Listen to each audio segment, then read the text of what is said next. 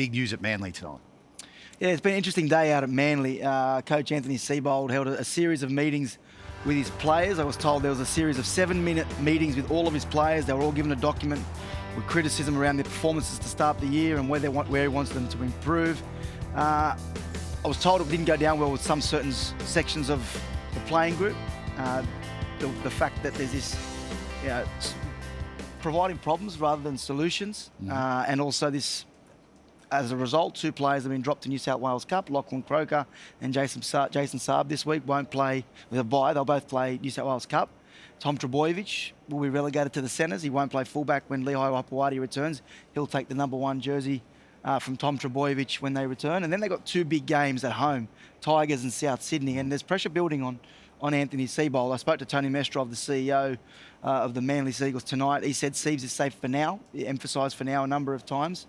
Right. Those 2 performances at home are going to dictate where this goes, because there is a narrative at the moment that perhaps there's a feeling inside the playing group that perhaps Anthony Seibold has a limit to his coaching. There's limitations. There's a ceiling to what he can do at the club, and there are some frustrations starting. So you're saying that's coming from the playing group? Yeah. Wow. Yeah. It's been bubbling away for some time. You don't always get on with your boss. Your coach is your boss. I don't think it's personal. You don't always agree with what your boss says. Along. At the end of the day, he's your boss. You've got to respect what the boss says and does. He's putting his name forward, and he's the boss out there. You start questioning the boss, that's when things start to go wrong, or the coach. Yeah, well, things are going wrong, though. Yeah, that's the thing. And it's been, them on paper, you would have had them in the top 4. Most people maybe had them in the top 4 to start the year, and the performances over the last 2 weeks have probably been alarming. So the way they respond, as I said, Tigers at home, Souths at home, it's going to say a lot about where Manly are at. Can you see them turning it around, Gus, Manly? Yeah, it's still half a season to go yet. I mean, it's all scuttlebutt at the moment. A long way to go in this competition. And if you're going to sack your coach at the moment, I'll be blowed if I know who you go and get. There are no coaches around, let me tell you. Not a bad Smithy, point. you better coach your Australian team, mate. Please, no, come on.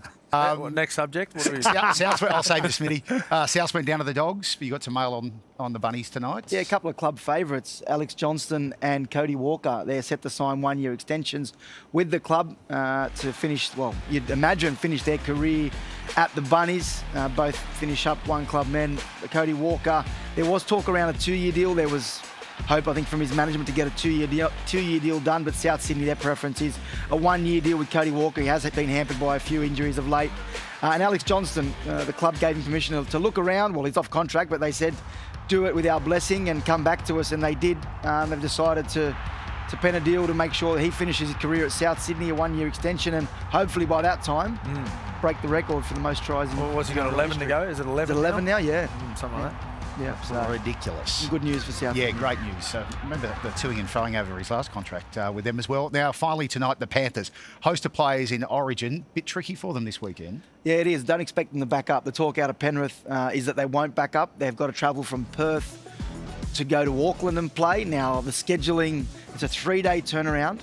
There are no flights for them, business class flights. They have to fly economy. It's either 6 a.m. on Thursday morning, and they could be on the back of a series win, or fly out the next night, that Thursday night, and arrive on Friday morning. It's going to be a huge logistical nightmare for Penrith to try and navigate. And the worst part of that is they then have to back up 5 days later if they do travel to Auckland and play the Bulldogs. So the Panthers are a bit frustrated with the scheduling, the fact they have to go.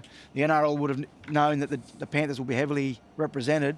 Now they've got to go from Perth to Auckland to try and play and salvage their season and try and get into the top 8. But the talk out of Penrith is they won't play. I think when you look at the Panthers' last 3 or 4 or 5 seasons, they've had a number of players play, but they've always been going so well, they've been able to rest them.